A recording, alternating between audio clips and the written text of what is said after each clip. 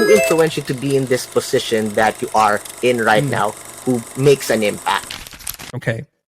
For me, as an immigrant, as a refugee from Vietnam coming to the United States, I feel like in a way landing in America was like winning the lottery. We could have landed at a lot of different places. We could have had more trials and tribulations, but my parents moved us into the right places, got the right job, and positioned me for like a place where I can win, to have opportunity. And in doing so and achieving the kind of results I've been able to get as a professional designer, as a motion designer, director, and animator, got me to start thinking, why am I so lucky? Why do I deserve any of this? And the truth is, I don't deserve anything. I earned some things, but it's also some part good fortune, hard work, persistence, guidance, mentorship. But then there's all these people behind me who don't have the same opportunity. So what is my obligation?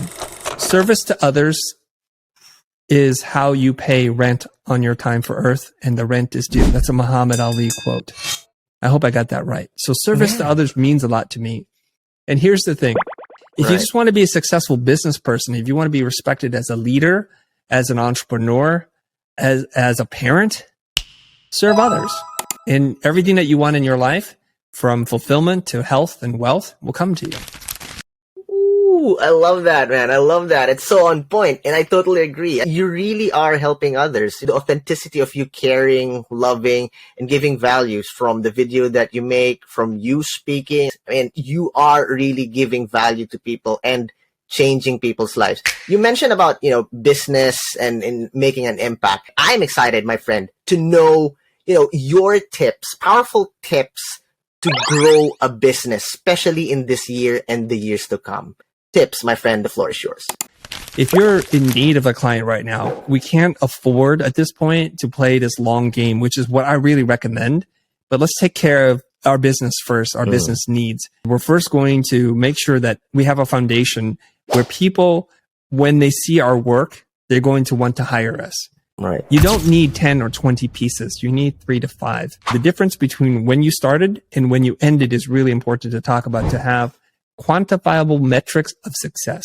You can talk about time on site has increased, bounce rate has decreased, conversions have increased, and you want to show that and you want to document that. You can see a pattern that's happening here. I call it the 2 Bs. You need to know what the baseline is and what the benchmarks are. And knowing those 2 things can really show that I have some kind of impact that's tangible to the businesses that hire me. If you sell money, if you create money and wealth for other people, they will buy all day long and you have no shortage of clients. So have 3 to 5 pieces that show an example of what it is that you do and the impact that you've been able to create. So if we start there, we're already really good place. Content marketing. This is not a direct one-to-one thing where you make one effort and you get one client. This is about building authority, about building up your brand, increasing your visibility. And these are very important things to your long-term career. Right. You want to establish pieces of thought leadership. You want to write articles. You want to create videos. You want to dispel myths. You want to say, you know how you thought this? It's actually not that. It's this. Or you know how this is really difficult, and you reframe it. Think of it more like this. You make analogies, metaphors. You provide frameworks. You provide prompts. And then you tell people. In doing so, what you do in the mind of the audience is you establish yourself as an expert, or at least somebody who knows more than what they know, and you rise in esteem. So when they start looking at your post, when they start commenting on your post, you should reach out to them. The best platform to do this on is LinkedIn, because it can actually show you who's looking at your profile and who's actually commenting on things. And more likely than not, the real people. It's a platform for professional business people to network and do business with each other. So it doesn't feel out of place. People on LinkedIn are looking literally for that every single day. A lot of people wants to do everything, or at least they think that they can do a lot of things because maybe they can. They're a designer, they want to jump to video, audio, design, and everything. What's the basic tip to narrow down that part where you need to be specific, you need to be clear of what you offer and stick to that?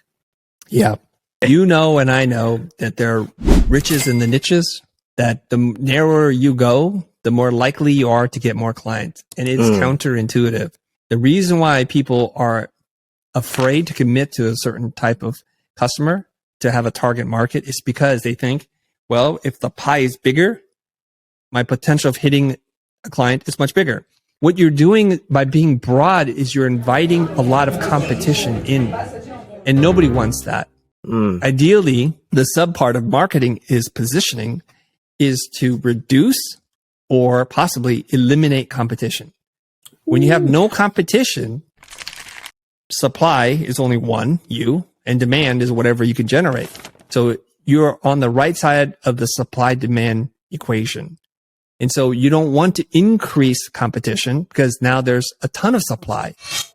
So your lack of ability to focus and to state what it is that you do invites competition. And then therefore, when there's a lot of competition, the client has a lot of options. They can elect to pay high, or more often than not, they elect to pay low.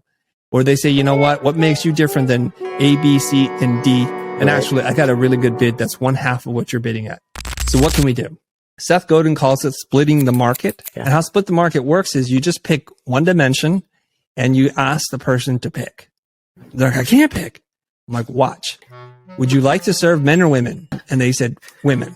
So now we've eliminated the market by half. Older women or younger women? And they try that, well, in the middle. I'm like, no, you need to pick. Older women or younger women? It could be that they're in the middle, but they're like older women.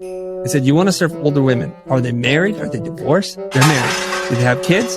Yes, they do. You know, and then they go, no, actually they're divorced with kids. I said, perfect. So you're looking to work with single mothers. How clear does that become now? Okay. Then here's where the big unlock is going to come. Why is it important for you to work with single women? And they say, well, growing up, my father was not in our lives. And I watched my mom do everything that she could to support us and sacrifice her own joy and happiness to make sure we got ahead. Now that I have some piece of success, I'm looking out for the other single moms who need help because there are a lot of deadbeat dads out there. So don't you think that makes you really compelling? That you've then reduced a lot of the competition that's out there? I'm not looking to work with dudes. I'm not looking to work with happily married women or childless women. I'm looking to work with single moms trying to raise a family. You're going to become much more attractive. And that's the whole point of marketing. And so you can actually do this. So now the other thing you just have to decide is, what is the service that you provide? And you go through the same thing. If we split the market, then we need to split the service. So my general advice for people is they resist this process of making the hard business decision. Writer Blair Enns refers to this as the difficult business decision, what it is that you do and who you do it for. Once you can decide that, everything becomes much, much easier.